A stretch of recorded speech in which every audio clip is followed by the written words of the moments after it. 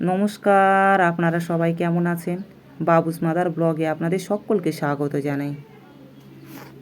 লোক আমার প্রতি কী ভাবলো না ভাবলো তাতে কি আসে যায়। সেদিন থেকে আমি চিন্তা করা ছেড়ে দিয়েছি, আর আমি ফ্রি হয়ে গেছি। লোক আমার প্রতি কী ভাবলো সেটা ছাড়া কি এতই সহজ? একটা কথা তো ঠিক যে সোশ্যাল জীবনও চাই। জীবন তো একা কাটানো যায় না। নিজের ফিলিং রেসপেক্ট করা, অন্যের কথা শোনা, রেসপেক্ট করা অবশ্যই দরকার। সব সময় অন্যের খুশি চেয়ে নিজের খুশি স্যাক্রিফাইস করা কোথাকার নিয়ম? নিজের স্বপ্ন পূরণের জন্য আমার কথা কী ভাবলো সেইটা আগে ছাড়তে হবে। আমি জীবনে যেভাবে বাঁচতে চাই, কিছু লোক সেইটা মেনে নেবে না। এই দুনিয়ায় এরকম অনেক লোক আছে। আমি যেমন আছি তেমনই ভালো। অন্যের হিসাবে চলার আমার কোনো প্রয়োজন নেই।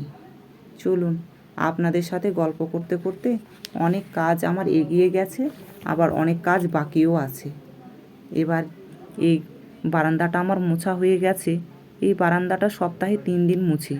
প্রতিদিন মুছি না, সব সময়ের জন্য তালা লাগানো থাকে এই গেটটাতে। এইটাতে ঢোকা আর বের হওয়া হয় না, কারণ এই ফ্রন্টের গেট দিয়ে ঢোকা বের হওয়া হয়। ওই গেট আমাদের সব সময় বন্ধ থাকে। আর রোজই গেটের সামনে কুকুর এসে বসে থাকে মোছার পরে আমার। মোছাও আমার প্রায় শেষের দিকে। চলুন, এবার এটা মুছে নিয়ে আর ঘরের অন্যান্য যে কাজগুলো আছে এগুলোও ঝটাপট সেরে নিই। এই টুকটা মুছে নিলে আজকের মতো আমার মোছা কমপ্লিট। চলুন এবার তা বেড কাভারগুলোও চেঞ্জ করে ফেলবো। কয়েকদিনই হচ্ছে বেড কাভারগুলো তুলবো করছি, সেটা হয়নি, আজকে তুলে নেব। বেড কাভারটাও আমার তোলা হয়ে গেছে। এবার ঝপাঝপ করে বেড কাপড়গুলো নিয়ে গিয়ে ভিজিয়ে দেব। আকাশটা কীরকম করছে, কখনো মেঘলা করছে, কখনো আবার রৌদ্র করছে। কাপড়ও আমার প্রায় ভেজানো হয়ে গেছে। এবার ঝপাঝপ করে কাপড়গুলো কাচা শুরু করে দেব। কাপড়গুলো কেচে কুচে নিয়ে গিয়ে ছাদে নিয়ে গিয়ে মেলে দিয়ে আসতে হবে। আবার আকাশের বিশ্বাস নেই, কোন সময় আবার বৃষ্টি আসবে, তখন আবার সব কাপড়গুলো নিয়ে গিয়ে ঘরের ভেতরে মেলতে হবে। রোদ্রে দিলে সেই কাপড় শুকোলে হাত দিলে কাপড়গুলো কত ভালো লাগে, আর কেমন নরম নরম হয়ে থাকে ছায়ায় মেললে। তো একটুখানি রৌদ্র পেলে, তাও যদি হাওয়াও দিচ্ছে, যদি তাড়াতাড়ি যদি শুকিয়ে যায় তাও হয়। যাক্কা, কাপড়ও আমার এদিকে হয়ে গেছে মেলা।